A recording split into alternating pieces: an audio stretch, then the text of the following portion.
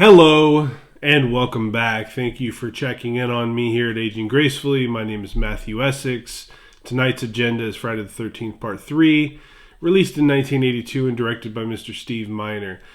Now, we pick up right where Part 2 left off in this movie. Jason's on the run. He's caused a lot of havoc over in Camp Crystal Lake in that last film, and he's moved on to a neighboring county where he almost immediately dispatches of two shop owners. Does that, we're off and running with the beginning of the film. Tracy Savage is amazing in this movie as Debbie. We find out that she's pregnant and her boyfriend is right there with her. And when you learn that somebody's pregnant in one of these films, immediately you start thinking, well, this is not going to end up well for this poor woman. She's going to end up on the business end of Jason Voorhees, and it's just going to end poorly, and it's going to be sad because, you want a pregnant lady to make it out. Our leading lady is Chris. She's the new final girl. I'm going to try not to compare these people to final girls or leading men of the past movies because that's not always fair. Chris is an okay character. Her boyfriend, Rick, looks like he's 45 when Chris is clearly a teenager. So Rick is, if he doesn't get killed, he's probably going to be locked up at some point in this movie. And if Chris Hansen steps on set, that dude better watch his back because there's no way he should be with a girl that age. So here we have Shelley, who keeps playing pranks like he's just been killed, or he plays these horror gags on people.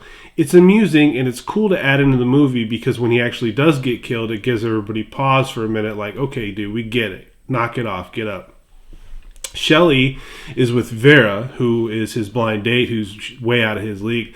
They're at a gas station, and they run afoul of three bikers. The bikers follow them back to this barn right next to Chris's cabin where they're all staying, and they have plans to burn down the barn as payback for what they felt like was them being wronged at the gas station. Now, there's a cool scene where Fox, who is the female of the group, is swinging on a rope at the second level of the barn.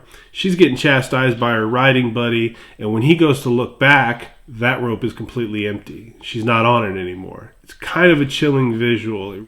One by one, these guys are stalked and picked off. Ultimately, we're left with Chris and Rick. Now, once again, Rick is over age and he's undercast.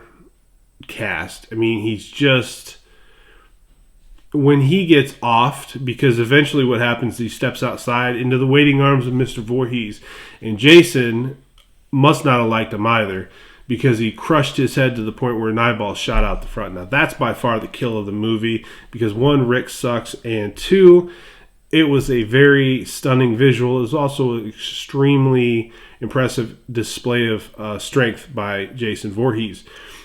That leaves Chris. Now, the best sequence of this movie, in my opinion, is the fight between Chris and Jason. She gets some seriously strong shots in. Now, I wasn't a big fan of Chris as a final girl until we got to this final sequence, this final battle between the two that starts in the cabin, goes out onto the bridge where she's trying to escape in that van, and then it winds up back in the barn. Once they're at the second level of that barn, she winds up hanging him. She uses a rope and hangs him off the edge. Now, she goes to leave this barn. She has to open the barn doors. What does she see as soon as she opens the doors? Jason's hanging body. Now, the visual and that surprise is enough to cause you to take a step back. And then you realize he's hanging, but then he all of a sudden springs to life. Very, very, very cool part of the movie. Ultimately, Chris winds up getting the upper hand against him. Like I said, buries an axe in his head. And that's essentially the film. Now, overall, this movie's got 12 kills. So we're stepped up from the 10 in the first one, 10 in the second one. Now we're at 12. Overall, I thought this movie was fantastic. I think it ages gracefully. I think it's a very strong sequel for the Friday the 13th franchise. I give it a 7 out of 10. I don't like it quite as much as I like Part 2. I like it a little less than I like Part 4. But we'll get to that. And if somebody puts this movie in tonight, they're going to be entertained for an hour and a half. I mean, it's a really, really strong outing, really scary killer. It's everything you want in a popcorn fare. You want to get yourself a snack, you want to get yourself a cold drink, and you just want to be entertained for an hour and a half. This movie will do the trick. That's it. That's all. I'll see you fine folks on the other side.